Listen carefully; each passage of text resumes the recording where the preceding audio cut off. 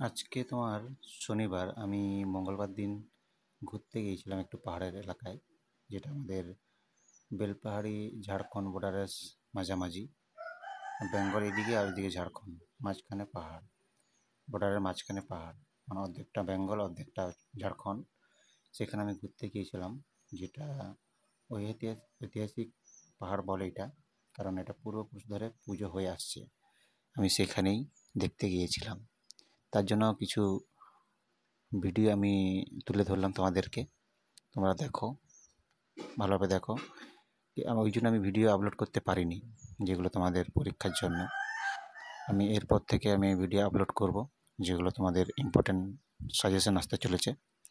আজকে এটা দিলাম। আজকে আমি রাত্রিবেলা এসেছি তোমাদের। আজকের পর থেকে আমি এবারে কন্টিনিউ ভিডিও আসবে, ঠিক আছে? তোমরা প্রত্যেকটি ভিডিও দেখো, ঠিক আছে? এই ভিডিওটা পুরো দেখো। অনেক পুরনো ইতিহাস আছে। এইখানে পুজো হয়, ঠিক আছে? এখানে পুজো হয়, প্রচুর লোকজন হয়, সমাগম হয়। এটা হচ্ছে আষাঢ় মাসের তৃতীয় শনিবারে পুজো হয়। আর শনিবার দিন এখানে সবাই দেখতে যায়। রবিবার দিন দেখতে যায়, শনিবার দিনও যায়, রবিবার দিন বেশি যায়।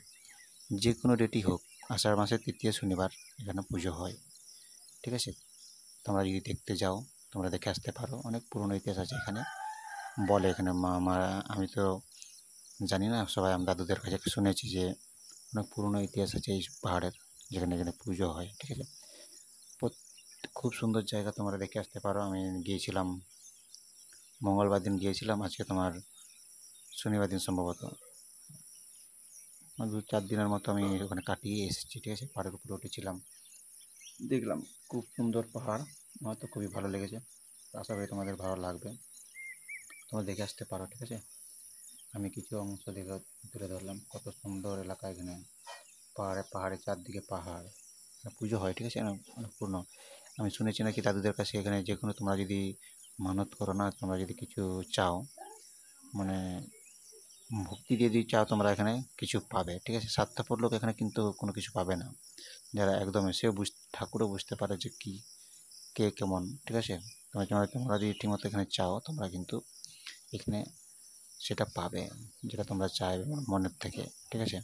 তোমরা যদি ট্রাই করো না, ট্রাই করলে হবে না। এখানে এখানে একটা নির্দিষ্ট একটা সব কিছু একটা সিস্টেম আছে, ঠিক আছে? পরের ভিডিও দেখো।